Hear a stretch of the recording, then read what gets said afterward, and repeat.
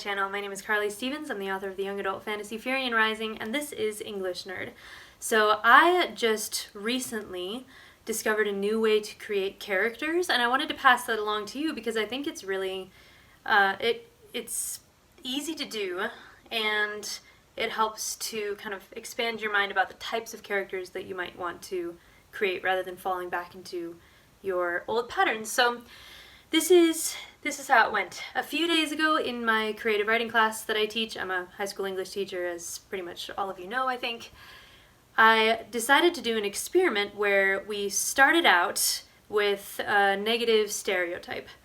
His name was Chad. He was kind of a player, frat boy, thought he was cooler than he was, you know, always had the cargo shorts and the polo, and he had kind of this spiky hairstyle and wore sunglasses inside, you know, that sort of thing, which was my students were all too happy to contribute to. They're pretty much all freshman girls, so they came up with a bunch of ideas. But then, here's the thing. We took the stereotype and we kept all of those qualities, like all of those were actually true. His mom did his taxes, you know, all of it. But then we added elements that went against the stereotype to layer in. So we looked at description, dialogue, action, and thoughts. And it had to be something from all of those categories that went against the negative stereotype and instead added more of a character to him. So, for instance, in the description, somebody said, well, why doesn't he wear earbuds, but instead of listening to what you'd expect him to be listening to, he's listening to audiobooks, mysteries about cats or something. That's what he really likes.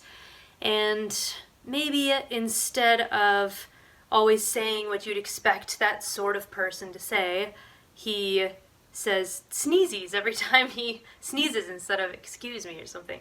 And so we went through all these categories and added in elements that made Chad like a real human being.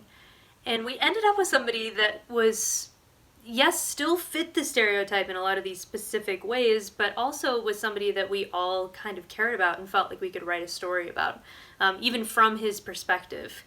Like, why does his mom do his taxes? Well, maybe she's really a terrible person and kind of makes him come to her, and it's this way of still controlling his life, and so he's afraid to drop his persona and appear vulnerable. And anyway, we had a great time taking what was a stereotype and adding elements that went against it until the person felt like a real person. Because even though it's true that stereotypes come from somewhere, positive and negative, there's always more to the story than that. If you stop at a stereotype, if you have just a cardboard cutout of a person, then your characters will never be memorable. They'll never feel real. But if you add in negative traits to positive stereotypes and positive traits to negative stereotypes, you start to actually treat the people like people. So this is what we ended up with.